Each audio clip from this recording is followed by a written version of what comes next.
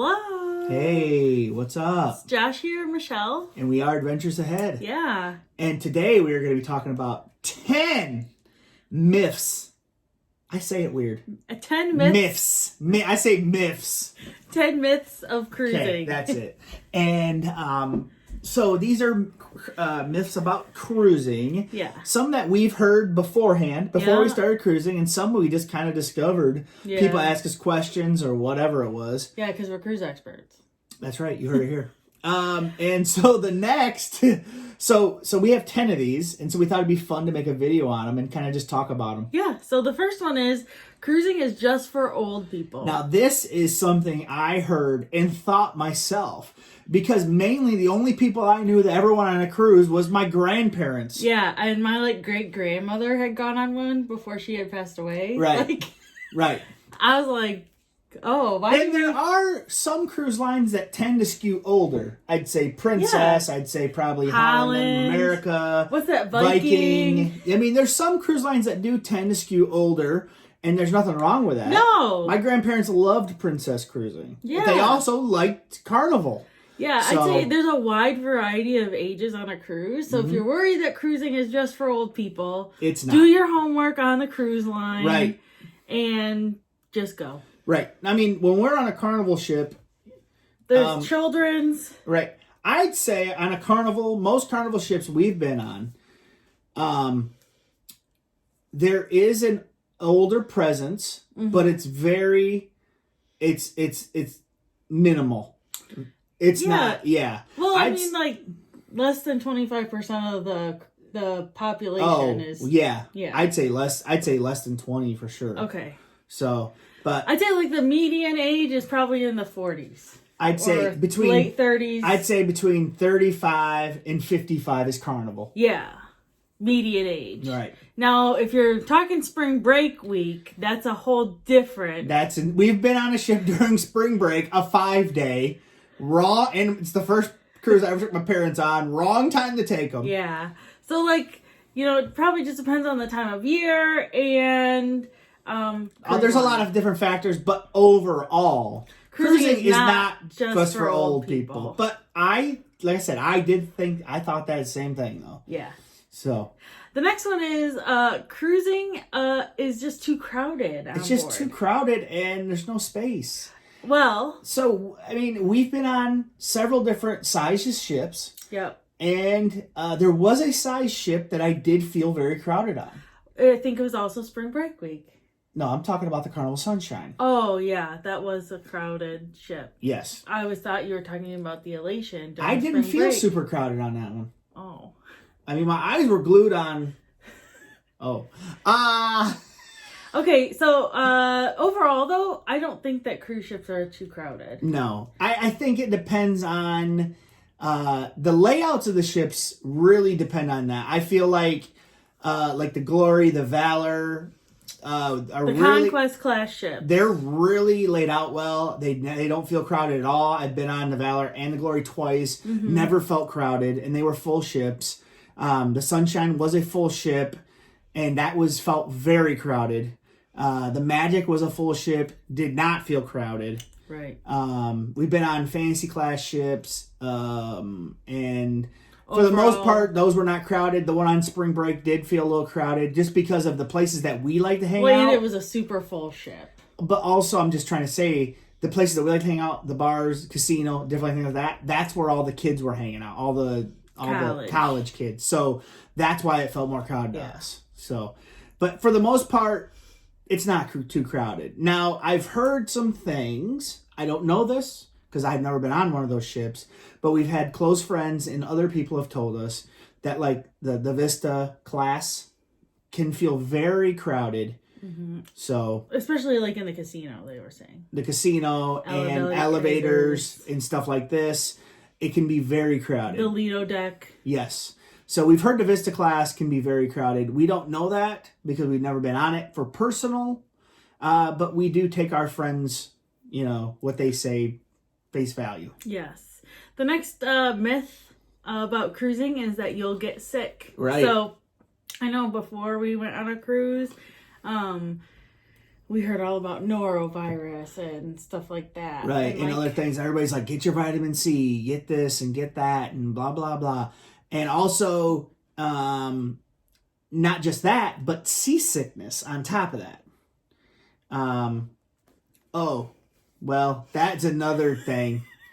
But we'll talk about that later. But so you'll get like a flu or something, right? Yeah. Okay. Yep. So norovirus outbreaks have happened.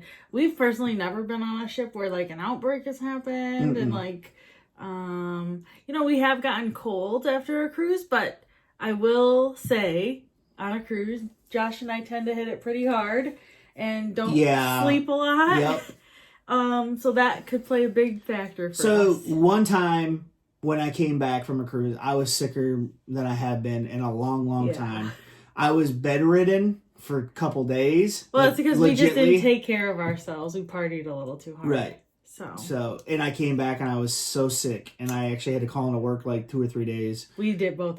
Yeah, it was bad. So, but yeah, so you can get sick. That's no doubt about it, because there's a lot of people in the space, and you're getting off at different places.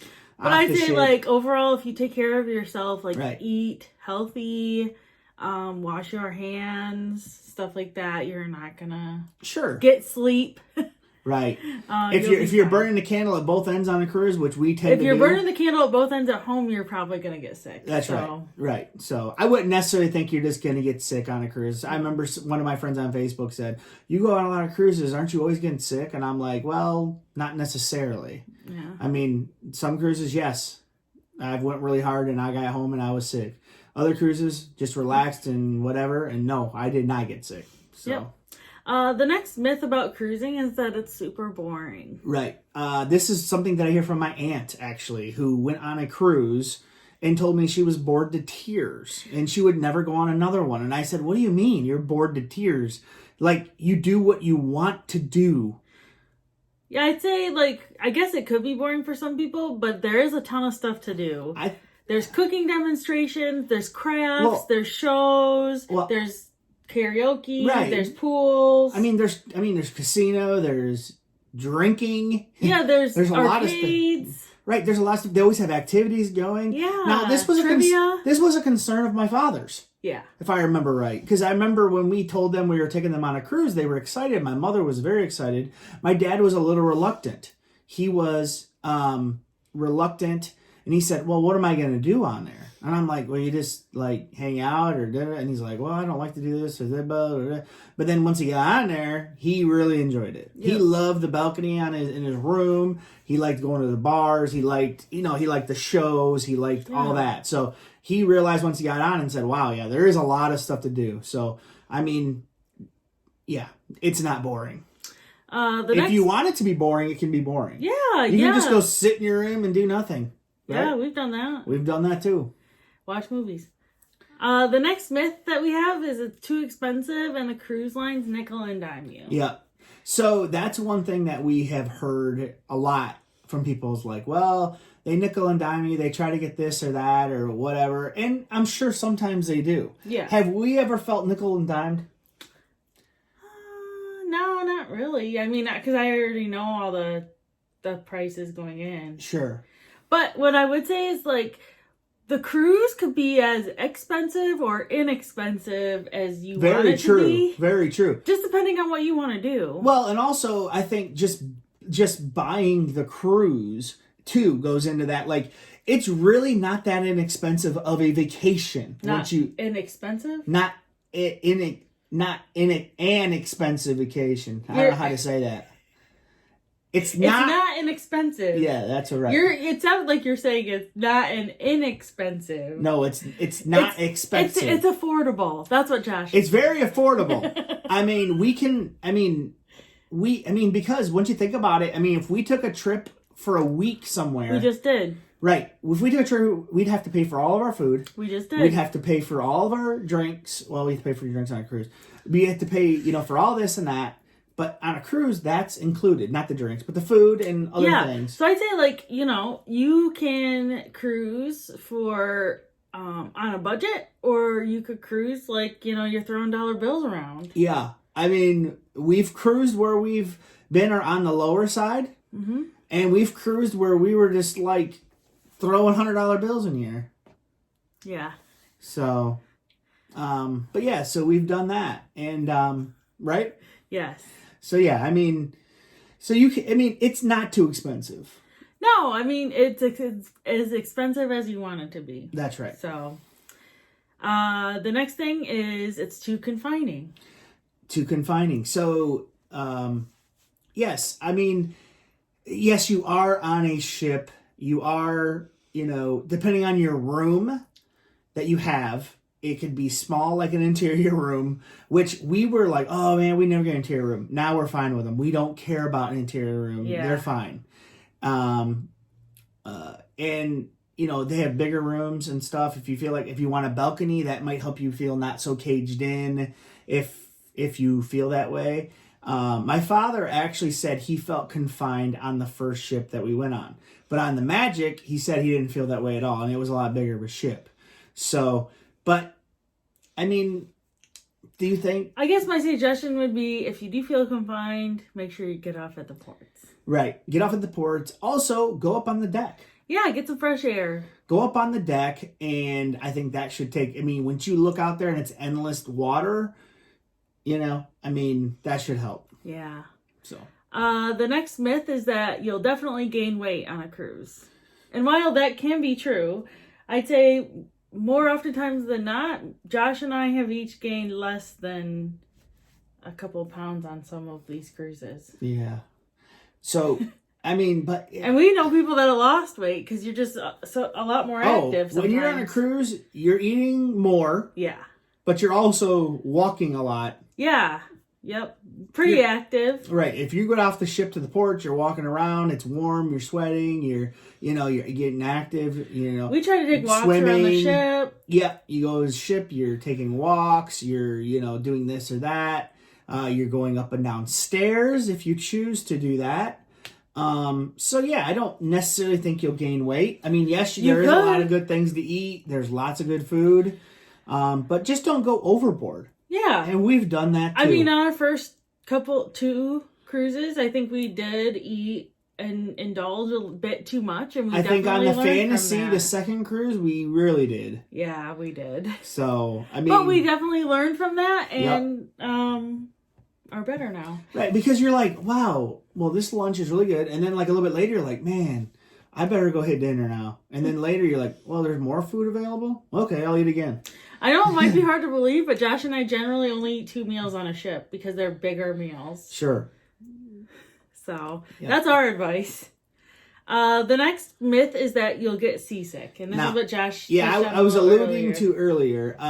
The seasick thing is it's not a guarantee. And if you can take precautions to prevent it before you even get on.